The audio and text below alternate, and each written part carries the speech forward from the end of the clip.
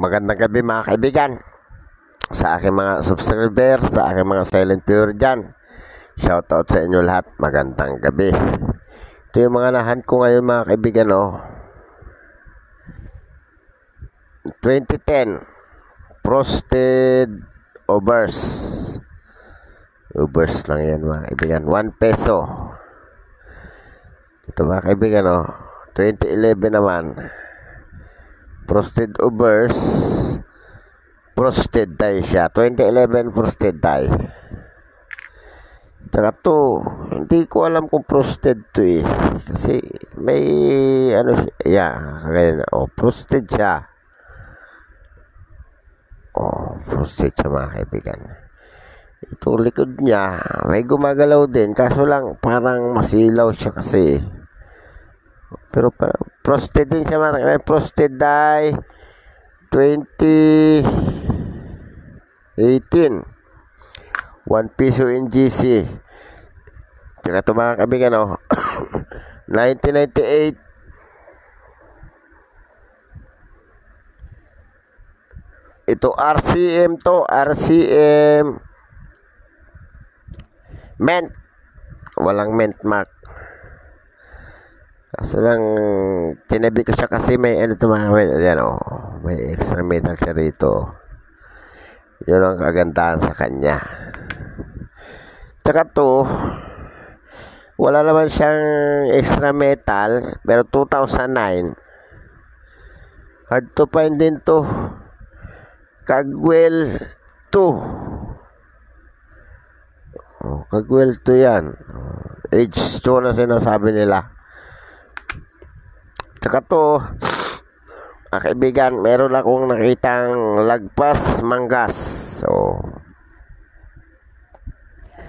manggas yan kasi yung kwelyo, ito yung kwelyo nito to. Tumupi na. Alangan yung kwelyo biglang lumapad.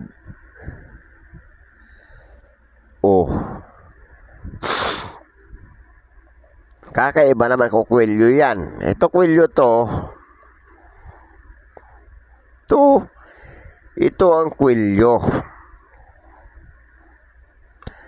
Kasi sa tuxedo, tingnan nyo ang tuxedo. Kung may tuxedo kayo, nasaan ba ang kwelyo ng tuxedo? Walang kwelyo ng tuxedo. Pagdating dito sa baba, yun yung kwelyo ng tuxedo. Tapos yung lumagpas dito, kwelyo yun. Buta. Iti nanguba na sana si Quezon niya na palalagpasin niya yung kwelyo niya. Kaso lang si Quezon, tingnan mo, steady lang siya.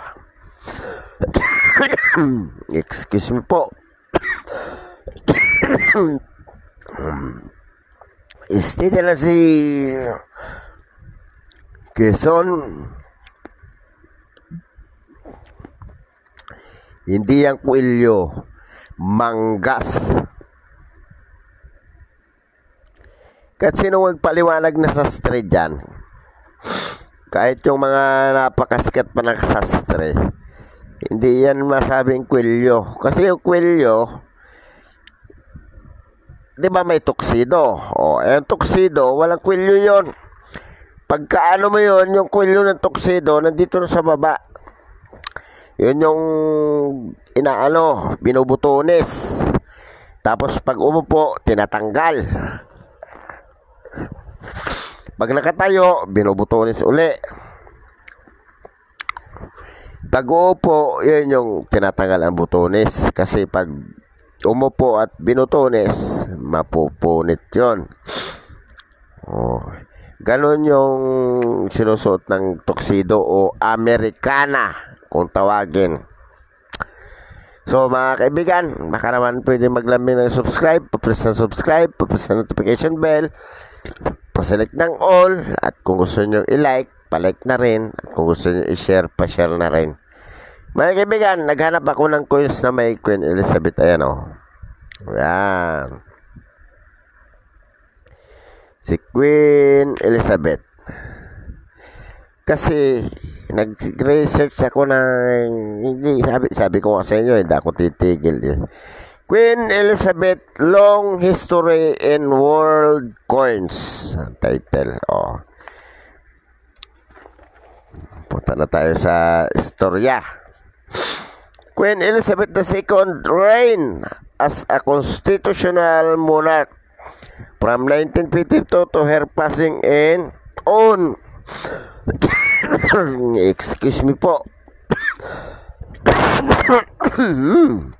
excuse me on September 8, 2022 for a total of 70 years, one of the longest reigning sovereign leaders in the world.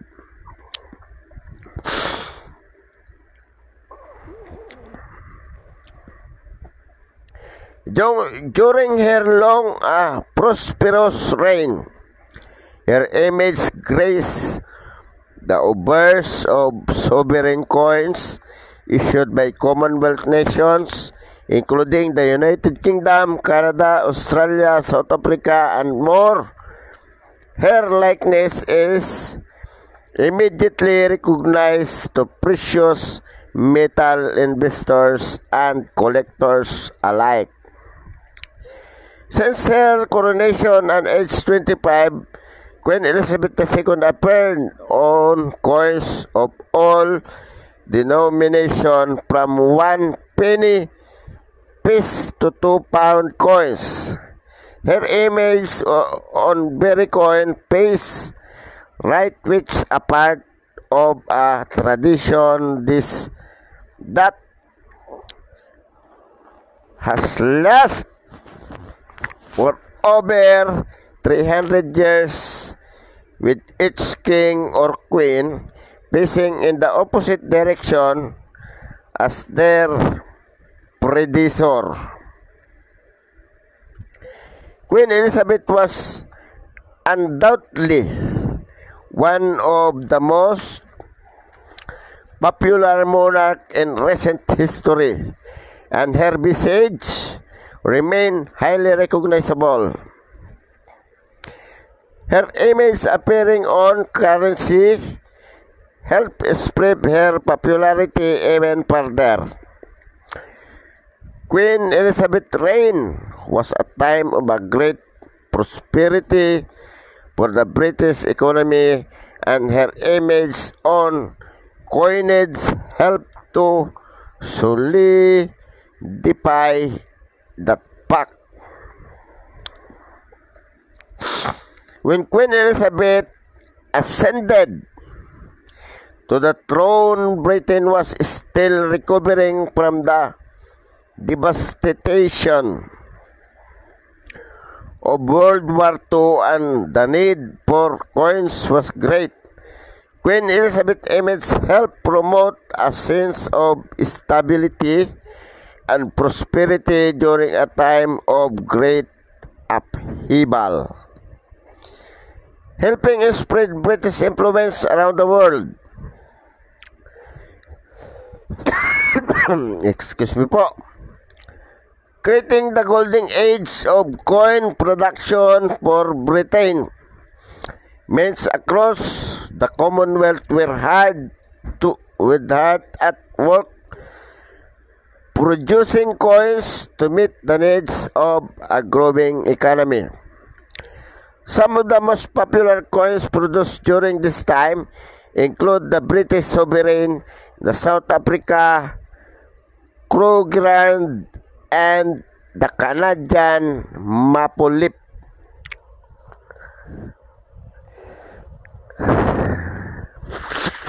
Maple Leaf? Marijuana? Maple Leaf pala yung marijuana.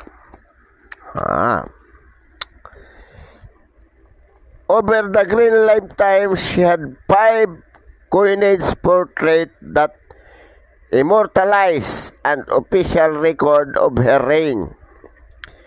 Each portrait of the Queen portrayed her through each individual coin's artist interpretation, creating the perfect snapshot of the Queen at different age.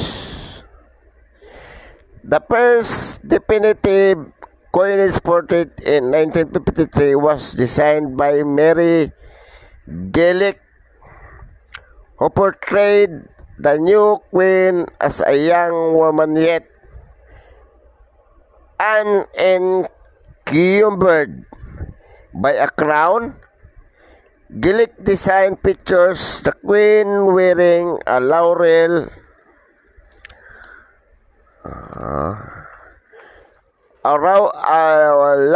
wreath instead a crown.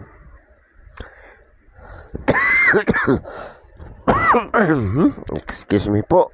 To represent the element of fresh youth the 25 years old monarch possessed. The second definitive coinage portrait in 1968 was designed by Arnold Machin, who now showcased the queen at age 42 with more time and experience as the reigning monarch. Machin wanted to produce a design with charm and dignity and yet without sentimentality. The queen sat as Machin 4 times to finalize the second coinage design. Kalain mo yun? Ang dami palang mga design para lang mabuo yung mga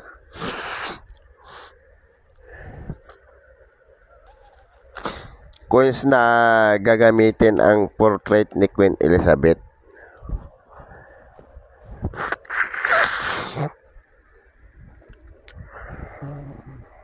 Diba?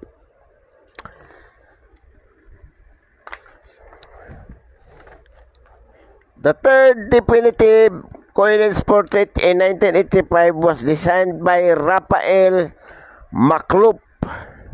When the Queen was 59 years old, the Queen had 2 lives sitting with McLoop to create the design some describe as a stylish representation of the monarchs rather than the direct likeness and flatteringly young, to which the said he always intended to sculpt a symbol of not just a photographic image.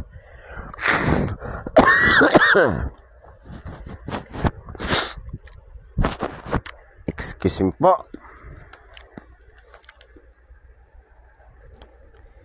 Bale, tapusin natin itong kwentong to. The fourth definitive coinage portrait in 1998 was designed by Ian Broadley when the Queen was 72. When Rock Broadley submitted his 3 versions of his design to the Royal Mint Advisory Committee, they asked him to introduce the hint of a smile to the portrait, which proved to be difficult for Rank Broadley initially before he was able to capture the perfect facial expression. The fifth and financial definitive coinage portrait in 2015 was designed by Judy Clark when a queen was 89 years old. This final coinage portrait marked the first time in more than 100 years that a designer from the Royal Mint was behind the Queen portrait. Clark featured the Queen wearing the royal diamond diadem crown from his coronation and perfectly represented the monarch's long and successful reign. While other monarchs have graced the obverse of British coinage through the years, Queen Elizabeth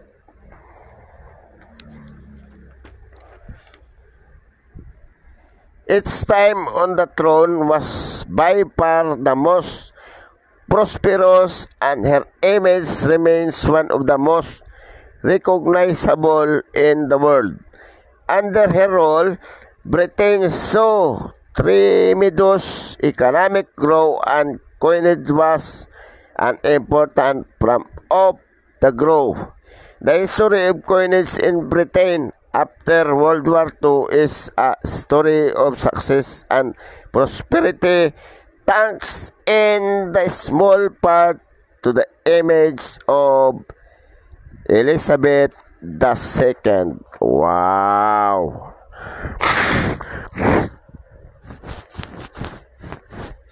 So, mga kaibigan, ang galing naman ni Queen Elizabeth dahil sa kanyang service, nagkaroon pa siya ng mga coins na gamit yung portrait niya kahit hindi niya nasasakupan. So, mga kaibigan, diretso na natin to kasi dito lang naman to eh. Baka magustuhan rin naman to ng mga manunood. Ito, pag-usapan natin tong sana, ito pala, itong 51 no mga kaibigan. Ito biglang biglang nanilaw na hindi ko maintindihan kung dilaw o maputla o ewan ko. Unahin natin ang kanyang pictures. 51 POW. Picture is South Korea, period Republic, type circulating commemorative coins. Aba, commemorative pala to. Commemorative. Kanon.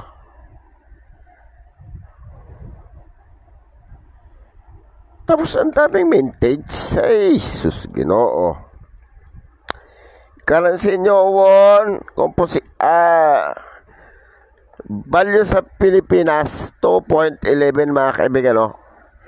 2.11 cents. Weight, 4.16 grams. Timbahin nga muna natin to. Parang nagugulumihan ako dito sa quiz na to, ah.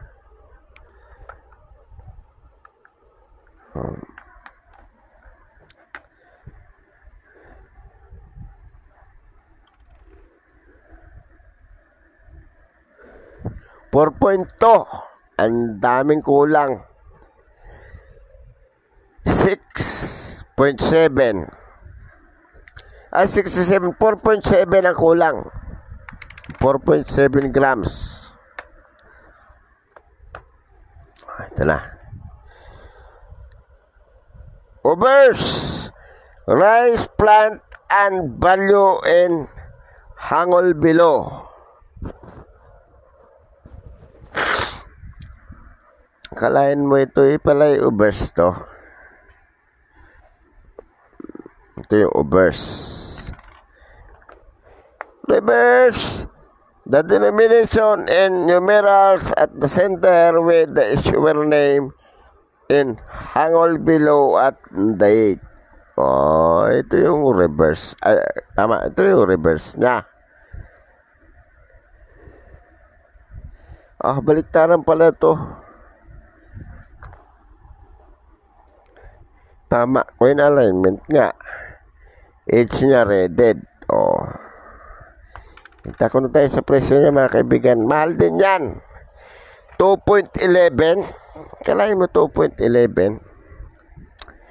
1983. Fine 22 hanggang very fine. Extra fine 71 hanggang uncirculated. Ang mahal.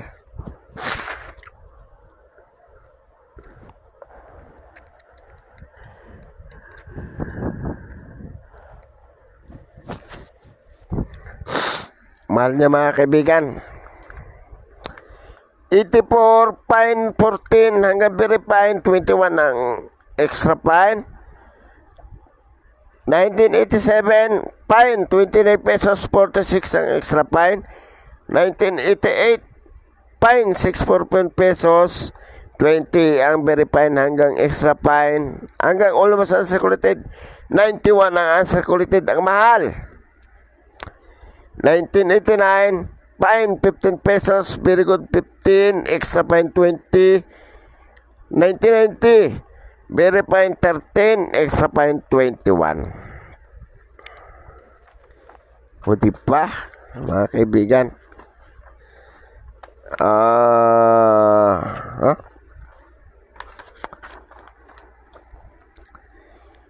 1991, good 7.70, very good 7 pesos, 15 ang fine, extra fine 32, ay very fine 32, extra fine 39. 1992, very fine 29, extra fine 32, uncirculated 120, ang mahal. 1993, very fine lang 24. 1994, fine 760. Very fine 17 hanggang almost uncirculated. 1995, very fine 14 pesos. Extra fine 23, almost uncirculated 23. 24 ang almost uncirculated. 1995, very fine 6.40, 21 ang extra fine. 1997, very good 5.70, 8.30, very good. Fine 11 pesos, extra fine 13, 22 ang almost uncirculated, 31 ang uncirculated. 38, 1998, very fine 760, extra fine 32. 1999, 6.40, extra fine. Bakit kaya? 2000, very fine 13 pesos hanggang extra fine. Almost uncirculated 16, 53 ang almost uncirculated. 2003, 11 pesos ang very good hanggang fine. 13 ang very fine, extra fine 15, almost uncirculated 24, 24 ang uncirculated. Mahal pa rin ikumpara sa 2.11. Ano ba yun? 2006, fine 2.20, very fine 16 hanggang almost uncirculated, 32 ang almost uncirculated. 2007, fine 3.20, wala. Very fine 11, extra fine 18, uncirculated 63 hanggang almost hanggang uncirculated.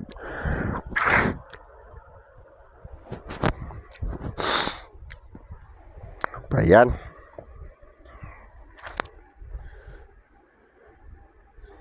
(2008), very fine 890, 12 ang extra fine. 2009, blanco. 2010, very fine 13 pesos, almost uncirculated 32. 2011, 52 ang uncirculated. 2012, very fine 8.90, 64 ang extra fine. 2013, 54 ang almost uncirculated. 2015, 890 ang extra fine. Almost uncirculated 18, 46 ang uncirculated. 2016, extra fine 640, 22 almost uncirculated, 74 ang uncirculated. Ang mahal. Mga kaibigan, napakamahal naman ang mga presyohan nyo dito. So, bahala na kayo kung ano ang gagawin nyo. Mga kaibigan, basta't ako'y manghihingi sa inyo ng subscribe, share, and like para dumami ang aking subscriber, mga kaibigan. Maraming salamat. Magandang gabi.